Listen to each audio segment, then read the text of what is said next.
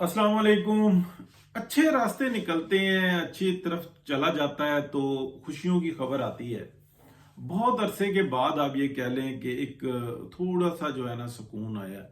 या बीच में आया था तो मौलाना फजलुर रहमान ने जिस वक्त में आईनी तरमीम के मसले के ऊपर अपना कह लें कि वजन जो है वो सियासत के मैदान में साबित किया था। लेकिन उसके ऊपर भी चलें, आधे मिनट की बात कर लेते हैं जिसमें मौलाना बहुत बुरे तरीके से जो है ना नाकाम हुए और बजाय के कुछ हासिल करते बहुत कुछ वेस्ट कर दिया उनके गलत फैसलों ने, उनकी इंतहा पसंदी ने कि आईनी बेंच बनवा दिया जबकि आईनी अदालत बननी थी। दुनिया में ऐसा बहुत कम जगहों पे होता है कि आईनी बेंच बने। आईनी कोर्ट जो है ना बहुत जगहों पे, इटली में भी है, यूरोप के बेशतर ममालिक में।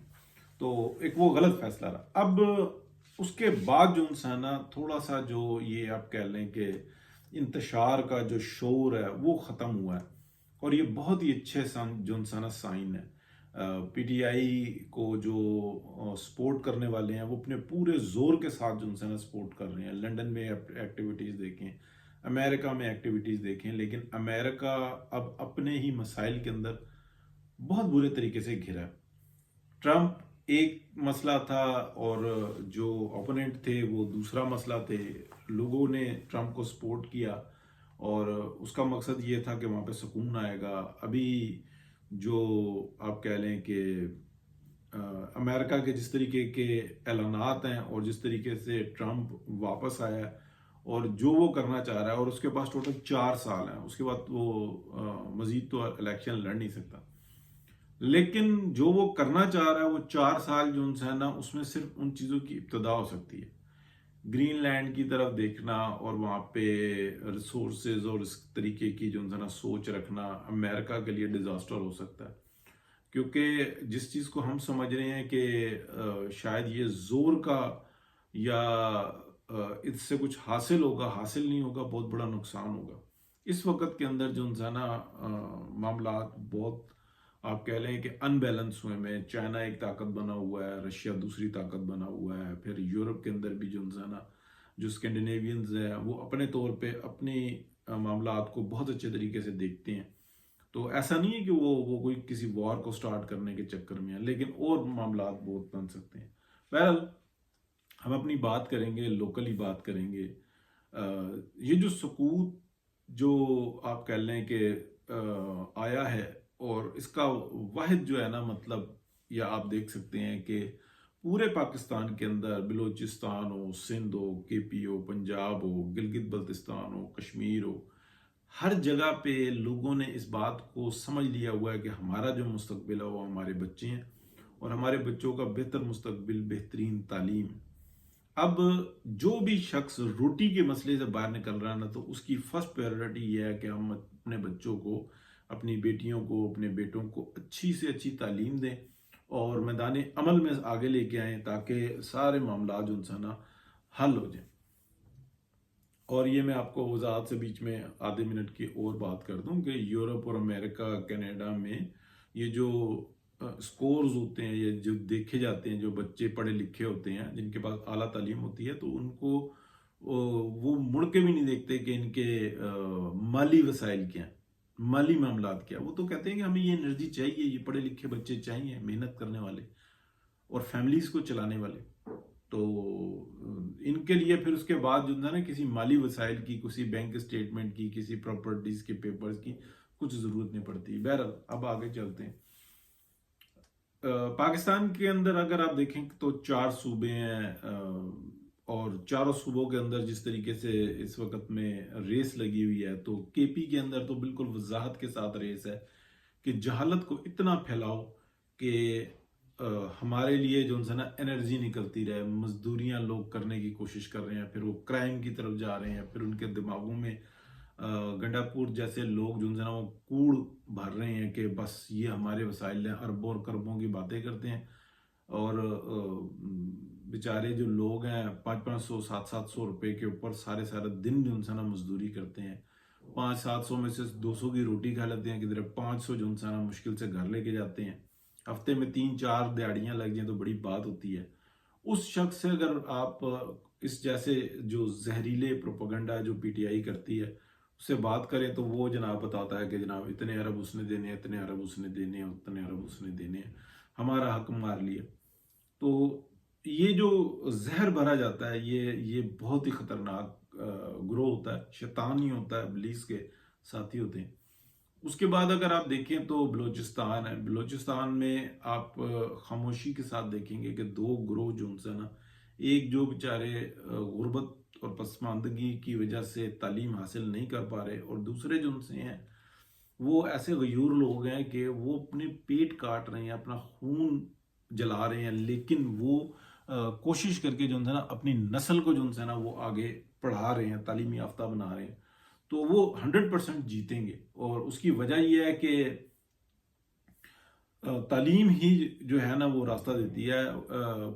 میں اسلام آباد سے تعلق رکھتا ہوں، تو بے شمار بلوچستان کے لوگ یہاں پہ آ کے آباد ہوئے ہیں اور بہت اچھی زندگی گزارتے ہیں، اور بلکہ وہ کوشش کرتے ہیں کہ بلوچستان کے جو دور علاقوں میں جو ان کے رشتہ دار ہیں وہ بھی پنجاب کے اندر موو کریں، اسلام آباد میں آئیں اور کاروبار کریں. اور اسپیشلی جو ہینڈی کرافٹس وغیرہ کے بہت سارے کام کرنے والے وہ لوگ یہاں پہ موجود ہیں، اور وہ ان کا حق ہے. لیکن آنے والے وقت میں جب تعلیم زیادہ آ جائے گی تو بنیادی طور پہ یہ لوگ بھی وہیں پہ شفٹ ہو جائیں گے، بہت بڑی تعداد وہیں پہ شفٹ ہو جائے گی. اس لیے کہ بلوچستان تو ایک سونے کی چڑیا ہے، اس لیے پوری دنیا سے جو ہے نا وہاں پہ زہر گھولا جاتا ہے، دماغوں کو خراب کیا جاتا ہے، وہاں پہ تعلیم سے روکا جاتا ہے.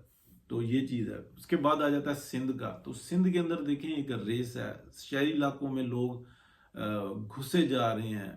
آبادی کی جگہ جو ہے نا وہ اب بہت ڈبل سے بھی زیادہ ہوئی ہوئی ہے، یعنی کہ جتنی آبادی ہونی چاہیے اس سے ڈبل سے بھی زیادہ جو ہے نا آبادی ہے. پارک ختم ہو گئے، گرین ایریاز ختم ہو گئے، لیکن تعلیم کے اوپر جو ہے نا بہرحال ان کا فوکس ہے. وہاں پر بھی بہت بڑا مافیا ہے، یہ اسکول مافیا. چھوٹے چھوٹے سکولز بنائے ہوئے ہیں، بڑے بڑے سکولز بنائے ہوئے ہیں، لیکن بہرحال تعلیم مل رہی ہے. سندھ کے اندر جو ہے نا اب لوگوں کو احساس ہوا ہے، تو وہاں پہ دو طبقات پائے جاتے ہیں. ایک تو وڈیرا ہے، وہ اپنے بچوں کو پڑھاتا ہے اور خاص ماحول میں پڑھاتا ہے، اور وہاں پہ بےحسی سکھائی جاتی ہے کہ ہم نے رول کرنا ہے، ہم رولرز ہیں. ان میں جو نیچے سے لوگ اگر کچھ کوشش کر کے آگے بڑھ جاتے ہیں تو انہی میں شامل ہو جاتے ہیں، جبکہ نچلا طبقہ بھی کوشش کر رہا ہے، جو درمیانہ آپ کہہ لیں کہ کسی نہ کسی طریقے سے تعلیم دی جا سکے تاکہ یہ جو ناروگی سیاست ہے نا اس سے نکلے. اس کے بعد آخری نمبر آ جاتا ہے پنجاب کا، جو تقریباً اثر رکھنے میں 70% ہوتا ہے پورے پاکستان میں، لیکن اس کی آبادی کے لحاظ سے تقریباً 55% ہے پاکستان کا. تو اس کے اندر جو اس وقت میں صورتحال ہے وہ یہ ہے کہ اسکولنگ کے اوپر ایک خاص توجہ ہے، اور اسپیشلی بچیاں جو ہیں وہ بہت زیادہ اٹریکٹ ہوئی ہیں اس سال کے اندر، وہ مریم نواز سے ہوئی ہیں. جبکہ اس سے پیچھے جو آپ کہہ لیں کہ جو پی ڈی ایم کا دور تھا جس میں بہت زیادہ پی ایم ایل این کے اوپر تنقید ہوئی، اور تنقید اس لیے ہوئی کہ سارا بوجھ ان کے اوپر آ پڑا تھا اور پاکستان کو بچانا تھا. گالیاں بھی کھائیں اور خدمت بھی کی. کچھ اپنی بھی غلطیاں، لیکن اس کے اوپر اس وقت میں نہیں بات کریں گے. لیکن 90% آپ یہ کہہ لیں کہ پاکستان کو ڈیفالٹ اور ڈی نیوکلیئر ہونے سے بچایا پی ایم ایل این نے. اور اس وقت کی صورتحال یہ ہے کہ مریم نواز شریف وزیر اعلیٰ ہیں، اور پورے پاکستان کے اندر صرف اگر نظر آ رہی ہیں نا تو وہ مریم نواز نظر آ رہی ہیں. لیکن ایسا نہیں ہے کہ صرف مریم نواز کام کر رہی ہے، ان کی پوری ٹیم کام کر رہی ہے. وہ جاتی ہیں کہیں کہیں پہ، انوگریشنز ہوتے ہیں، کہیں پہ کوئی سیمینارز ہوتے ہیں، کچھ فنکشنز ہوتے ہیں اسکول کالجز میں، تو بچیاں بچے جا کے کس طرح سے ملتے ہیں. بچے دیکھیں جب ماؤں کے ساتھ ہوتے ہیں تو وہ بچے ہی ہوتے ہیں، اور کس طریقے سے گھیر لیتے ہیں، اور بڑی خوشی کے ساتھ مریم نواز شریف ان کے ساتھ پکچرز بنواتی ہیں. ہر بچے کی کوشش ہوتی ہے ان کا بس چلے تو جس طریقے سے نظر آتا ہے وہ ایک ایک بچے کو اپنے ساتھ کھڑا کر کے اور سیلفیز لیں. لیکن موقع نہیں مل سکتا، چاند ایک ہوتے ہیں، لیکن کوئی شک نہیں محبت ان کی سب کے لیے ہے. اور یہ تمام انسٹرکشنز جو ہیں نا یہ میاں محمد نواز شریف کی ہیں. تو یہ جو ایک ماحول بن رہا ہے، یہ جو انتشار کا جو ایک طوفان اکٹھا کیا ہوا تھا پاکستان میں، یہ زہر کم ہو رہا ہے، یہی پاکستان کی ترقی کا راستہ نکلے گا. تو ہمیں یہ بالکل وضاحت کے ساتھ نظر آ رہا ہے کہ پاکستان کے اندر پنجاب میں، لیکن پنجاب جو ہے نا بارڈر ایریاز کو اگر دیکھیں تو تقریباً 60% جو عوام ہے پاکستان کی وہ فیسلیٹیٹ ہو رہی ہے۔ کچھ جگہوں پہ آپ یہ کہہ سکتے ہیں کہ ابھی بھی بہت کمی ہے، لیکن جہاں نظر پڑ رہی ہے وہ بہتر ہوتا جا رہا ہے۔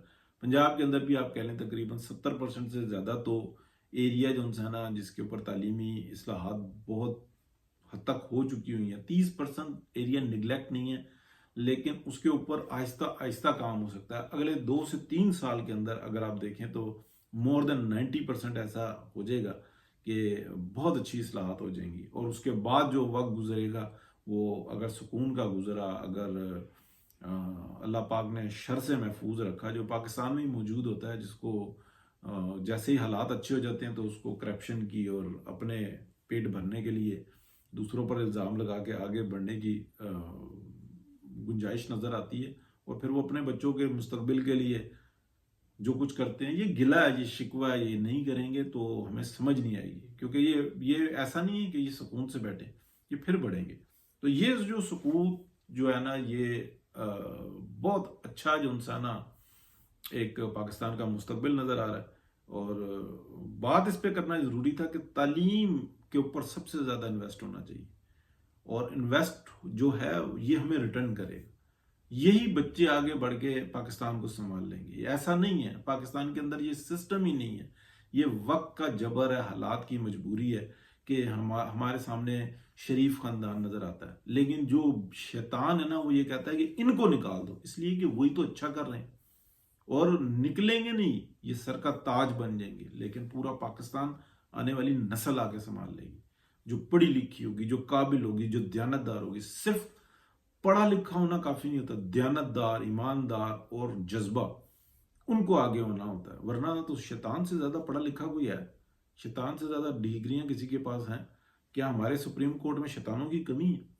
کیا یہ کم پڑھے لکھے ہیں؟ کیا یہ ہمارے جو جرنیل ہیں یہ کم شیطان ہیں؟ کیا یہ قابل نہیں ہے؟ لیکن نیتیں خراب۔ تو جو تعلیم ہوتی ہے یہ نکھار دیتی ہے، جب جو انرجی ہوتی ہے نا، جو پازیٹیو انرجی ہوتی ہے، اس کی طاقت بہت زیادہ ہوتی ہے، کیونکہ وہ ڈیلیور کر رہی ہوتی ہے۔ تو اللہ خیر کرے گا جی، لمبی بات ہو گئی پھر ایک دفعہ، تو برداشت کیا کریں، لائک سبسکرائب شیئر ضرور کریں جی۔ میں اکثر کہنا بھول جاتا ہوں، پچھلے دنوں کہا تو کافی فرق پڑا۔ بہت شکریہ، اللہ حافظ۔